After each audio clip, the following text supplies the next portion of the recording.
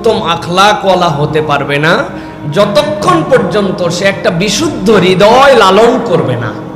মানুষটা খুবই ভালো, এত মন পরিষ্কার, এত সুন্দর তার মনের অবস্থা, কিন্তু ঈমান নাই। দুনিয়াতে যত বিপদ আসে, দুঃখ কষ্ট ক্লেশ পরীক্ষা নানান কিছু আসে, এইগুলার থেকেও নিজেকে এর উপরে সবরে অটল অবিচল রাখা। বান্দা যখন এই তিনটা লেয়ার বুঝে ফেলে তখন সে প্রকৃত সবরকারী হয়ে যায়। আর একবার যখন কেউ সবরকারী হয়, আল্লাহ রাব্বুল আলামিন বলছেন সে হচ্ছে উত্তম আখলাকের সবচেয়ে বড় পালকটা তার গায়ের মধ্যে জড়ায় নিছে। সুবহানাল্লাহ। আমাদের যারা সালাফরা ছিলেন তারা 11টা এমন গুণকে একত্রীভূত করেছেন যে কেউ যদি 11টা গুণের টাচে নিজেকে নিয়ে আসতে পারে তাহলে রাসূল সাল্লাল্লাহু আলাইহি ওয়াসাল্লামের সামগ্রিক জীবনের যে গুণাগুণ, সবগুলি গুণাগুণই এর মধ্যে বান্দা অনুভব উপভোগ এবং নিজের চরিত্র বিশ্লেষণের মধ্যে নিয়ে আসতে পারবে। সুবহানাল্লাহ। উত্তম আখলাকের কোরআনীয় বর্ণনা ভঙ্গিতে 11টা গুণাগুণ। তাহলে উত্তম আখলাকের জন্য কোরআনীয় বর্ণনা ভঙ্গির গুণাগুণ কয়টা? 11টা।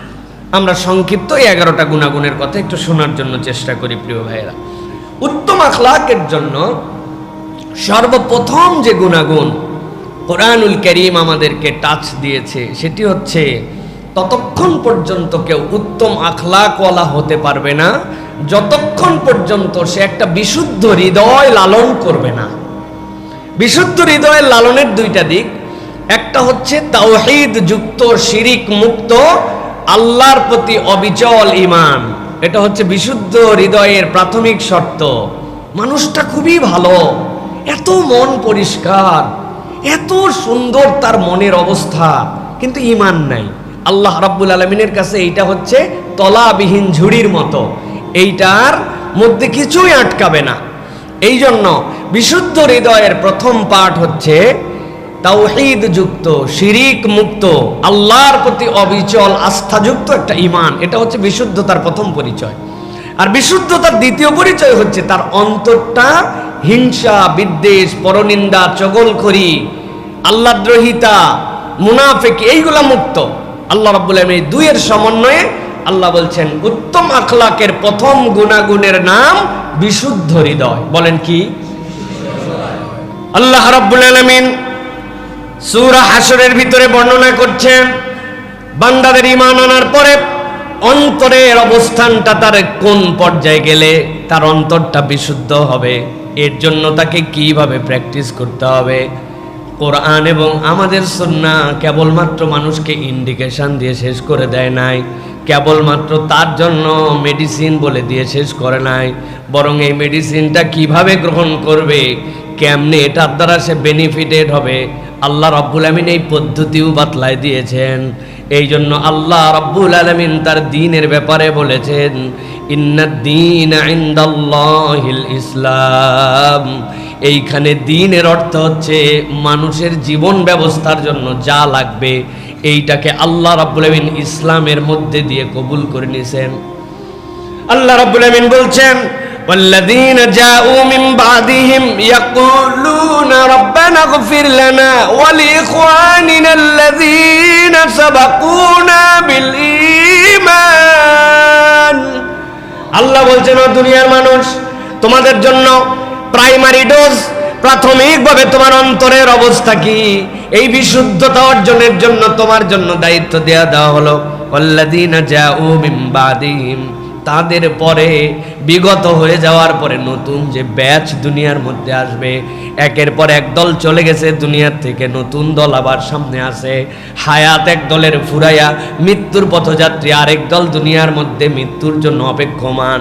ঢেউয়ের পরে ঢেউ যেরকম আসে তোমাদের মধ্যে যারা আসবে, আল্লাহ বলছেন তাদের 1 নম্বর চরিত্রটা হবে ইয়াকুলুন, তারা বলবে রব্বানা, ও আমাদের রব, ইগফির লানা, আপনি ক্ষমা করে দেন, লিইখওয়ানিনাল্লাযীনা সাবাকুনা বিল ঈমান, ঈমানের উপরে যারা বিগত হয়ে গেছে। আল্লাহ আমাদের কোনো বক্তব্য নাই, যদি ঈমানের উপরে চলে যেতে পারে আপনার কাছে একমাত্র ফরিয়াদ হচ্ছে আল্লাহ তাদেরকে আপনি মাফ করে দেন। সুবহানাল্লাহ। আল্লাহ রাব্বুল আলামিন বলছেন কেবল এইটুকুই নয়, দুনিয়ায় চলাফেরার সময় একজনের সাথে আরেকজনের হিংসা হয়তো করতো না, কিন্তু গিল তাদের মধ্যে আসতো। গিল মানে কি? একসাথে দুইটা ছেলে, উমুকের সন্তান আর তুমুকের সন্তান একসাথেই পড়ালেখা শুরু করলো, একজন বড় আলেম হয়ে গেল, একজন মধ্যপথে যেয়ে ঝরে পড়লো, দুইজনই বিদেশে যাওয়ার আবেদন করলো, একজন বিদেশে চলে গেছে আর একজন যেতে পারে নাই, দুইজনই একসাথে ছোট থেকে বড় হলো, একজনের জমি জমা 10 বিঘা হয়ে গেছে, আরেকজন এখন পর্যন্ত মানুষের জমিতে কাজ করে খায়, এতে তার হিংসা নাই, কিন্তু অন্তরের মধ্যে একটু জ্বালা পড়া আছে। আল্লাহ বলছেন ওইটার নাম হচ্ছে গিল। যখন কোনো বান্দারা জান্নাতের মধ্যে প্রবেশ করবে, আল্লাহ বলছেন জান্নাতে ঢোকার সাথে সাথে আল্লাহ রাব্বুল আলামিন 3টা নিয়ামত দিয়ে তার অন্তরকে বিধৌত করে দিবেন। এর মধ্যে মানুষ কামনা করুক না করুক, ইচ্ছায় অনিচ্ছায় তার অন্তরের মধ্যে অনেক সময় গিল চলে আসতো, বিদ্বেষ চলে আসতো। আল্লাহ বলছেন জান্নাতে ঢোকার সাথে সাথে রব্বুল আলামিন তাদের অন্তরের বিদ্বেষটা দূর করে দিবেন। ওই দলের লোক কারা হবে? আল্লাহ বলছেন যারা দুনিয়াতেও ফরিয়াদ করে, আল্লাহ আমার অনিচ্ছায় এরকম অনেক ভাইয়ের প্রতি আমার তো দিলের মধ্যে বিরূপ মনোভাব তৈরি হয়ে গিয়েছিল, আমি রব্বুল আমিন আপনার কাছে ফরিয়াদ করছি, ওয়ালা তাজআল ফি কুলুবিনা গিল্লাল লিল্লাযীনা আমানু রাব্বানা ইন্নাকা রাউফুর রহিম।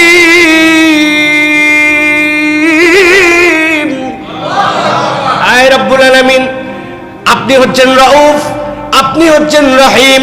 রাউফ মানে আপনি এমন দয়াদ্র, এমন কোমলতা আপনার, যেইটা দুনিয়ার সব কোমলতা সেখান থেকে আসছে, কেবল কোমল নয়।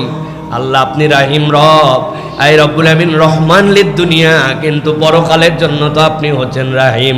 আমি রউফ রবের কাছে, আমি রাহিম রবের কাছে ফরিয়াদ করতেছি, আল্লাহ আমার অন্তরের মধ্যে আপনি এমন প্রশস্ততা দিয়ে দেন, আমার অন্তরটাকে এমন পবিত্র বানায় দেন, কোনো ইমানদারের উপরে যেন আমার কোনো হিংসা বিদ্বেষ না থাকে।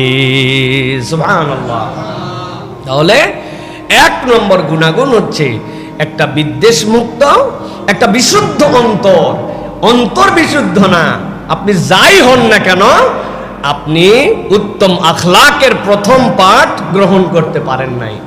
অনেক দান করে, অনেক খয়রাত করে, অনেক তার সমাজপতি বিশিষ্ট, তার মধ্যে লিডারশিপের যোগ্যতা, অনেক কিছু বলা যেতে পারে, কিন্তু অন্তর যদি ইমানদারের প্রতি আপনার বিশুদ্ধ না হয়, ইমানদারের প্রতি যদি আপনার কল্যাণকামী না হয়, হিংসা বিদ্বেষওয়ালা অন্তর হয়, আল্লাহ বলছেন তোমার অন্তর এখন পর্যন্ত লাইন মতো উঠতে পারে নাই। অতএব উত্তম আখলাকের প্রথম প্রচেষ্টা হচ্ছে বিশুদ্ধ হৃদয়, আর বিশুদ্ধ হৃদয়ের প্রথম কামনা হচ্ছে আল্লাহর কাছে ফরিয়াদ করা, ইমানদারদের জন্য ক্ষমা, ইমানদারদের সাথে আমার জন্য কোনো বিদ্বেষ না থাকে, এইটার কামনা রাউফুর রহিম রবের কাছে করা। কেননা অন্তরের মালিকও আল্লাহ, একে বিশুদ্ধ করে দিতে পারেনও আল্লাহ। সুবহানাল্লাহ।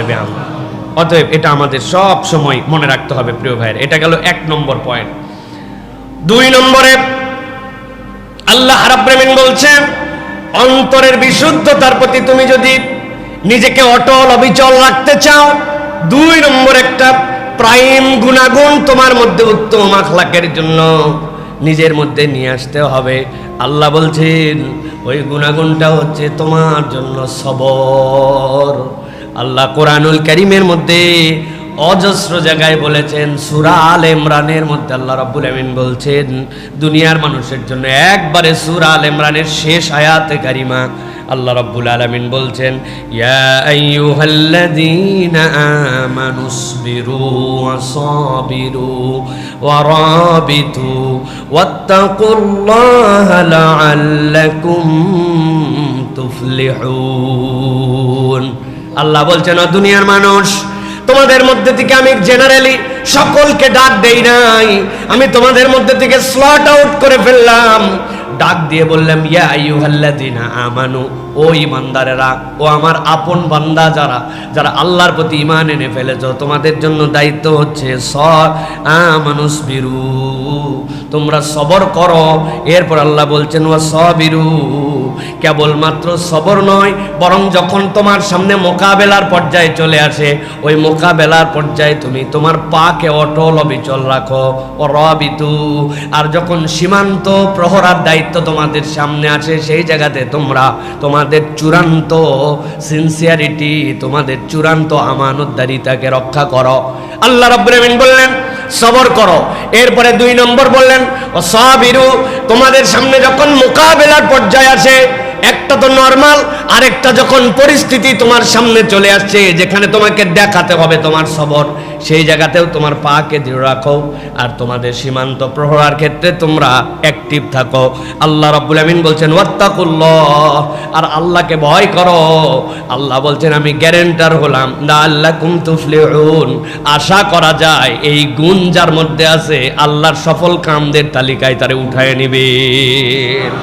সুবহানাল্লাহি বিহামদিহি। প্রিয় ভাইরা, ইমাম ইবনুল কাইয়িম রাহিমাহুল্লাহ আল জওয়াবুল কাফির মধ্যে বর্ণনা করেছেন আল্লাহ রাব্বুল আলামিন যে ইসবিরু ওয়া সাবিরু ওয়া রাবিতু বললেন, এটা লেয়ার কি, কোন পর্যায়গুলোতে আমরা এইটা করব। তিনি 3টা ভাগে এটাকে ভাগ করেছেন। এর 1 নম্বর তিনি বলেছেন সবর আলাত তাআত। সবর আলাত তাআত এটা হচ্ছে 1 নম্বর স্তর। সবর আলাত তাআত মানে আল্লাহ আপনাকে যে সকল নির্দেশনা দিয়েছেন ওই নির্দেশনা পালনের ক্ষেত্রে আপনি সবর করেন। এই ক্ষেত্রে আপনি কোনো রকম ডাইন বামে তাকান না, আল্লাহ বলছেন বাস আমি এটা করার চেষ্টা করি। 2 নম্বর সবর আনিল মাআসি, যে আল্লাহ রাব্বুল আমিন যে সকল নিষেধাজ্ঞা আপনার পরে দিয়েছেন, মিথ্যা বলো না, সুদ খেও না, ধোঁকা দিও না, বাজে দিকে যেও না, গীবত গিল্লা করো না, আল্লাহ যা নিষেধ করেছেন আল্লাহর এই নিষেধাজ্ঞা থেকে নিজেকে প্রত্যাহার করে নেওয়া, এটা হচ্ছে 2 নম্বর লেয়ার।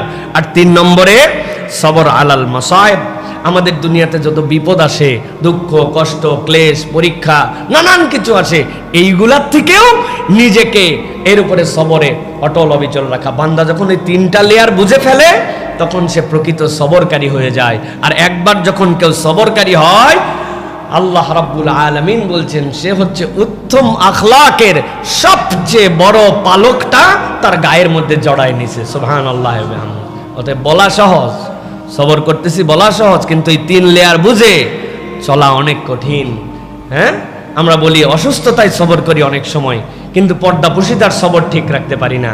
আমরা অনেক সময় অর্থনৈতিক দৈন্যতার সবরকে আমরা অনেক সময় মেনে নিতে পারি, কিন্তু আল্লাহর হারাম অর্থনীতি গ্রহণ না করার ক্ষেত্রে যে নির্দেশনা সেই জায়গার মধ্যে আমরা থাকি না। অনেক সময় সালাতের সবর নিয়ে ফেলি, দোকান বন্ধ করে দেয়, নামাজের বিরতি লেখা থাকে না ভাই, নামাজের বিরতি, নামাজের বিরতিতে সালাতে চলে আসছে, কিন্তু বিড়ি সিগারেটের বিক্রি করা বন্ধ করতে পারে নাই। চিন্তা করছে এইটা না থাকলে তো কাস্টমার অন্য কিছু নিতে আসবে না। হারাম অন্যায় জিনিস বিক্রি করা, 2 নম্বর জিনিসকে 1 নম্বর বলে বলা, এই বিক্রি করা বন্ধ করতে পারে নাই, কিন্তু নামাজের বিরতি দেয় দোকানে, যে এই সময় বেচা কিনা হয় না। তাহলে আপনাকে সবরের লেয়ার বাই লেয়ার প্রত্যেকটা জায়গা বুঝে নিতে হবে। এটা হচ্ছে আমাদের জন্য 2 নম্বর বিষয়। প্রিয় ভাইরা, এই জন্য আমাদেরকে খুব খেয়াল রাখতে হবে যে আমরা যেন সবরের এই লেয়ারটা আমাদের জীবনে বুঝে নিতে পারি। 3 নম্বরে আল্লাহ রাব্বুল আমিন বলছেন উত্তম আখলাকের জন্য 3 নম্বর বিষয় যেটা, সেটা হচ্ছে বিশ্বস্ততা। একটা মানুষ ঠিক কতদূর মানুষ, এই মানুষের মানদণ্ড হয় তার বিশ্বস্ততার মানদণ্ড দিয়া, আমার কথা নয়। আল্লাহ রাব্বুল আমিন কোরআনুল কারীমের মধ্যে বিস্তারিত বর্ণনা করেছেন। সূরা নিসা 58 নম্বর আয়াতের মধ্যে আল্লাহ এর একটা হিংস দিয়েছেন, একটা টাচ দিয়েছেন। আল্লাহ রাব্বুল আমিন বলছেন ইন্নাল্লাহা ইয়ামুরুকুম আন তুআদ্দুল আমানাতি ইলা আহলিহা ওয়া ইযা হাকামতুম বাইনান নাসি আন তাহকুমু বিল আদল ইন্নাল্লাহা নি'ম্মা ইয়া'iযুকুম বিহি ইন্নাল্লাহা কানা সামিআম বাসীরা। আল্লাহ রাব্বুল আমিন বলছেন আল্লাহ তোমাদের জন্য ফরজ করে দিলেন, আল্লাহ রাব্বুল আমিন তোমাদের জন্য দায়িত্ব দিয়ে দিলেন ইয়ামুরুকুম আন তুআদ্দুল আমানাতি ইলা আহলিহা, আমানতটা তার যে আহাল, তার যে আমানতের হকদার, তার কাছে তুমি তার আমানতটা পৌঁছায় দিবা।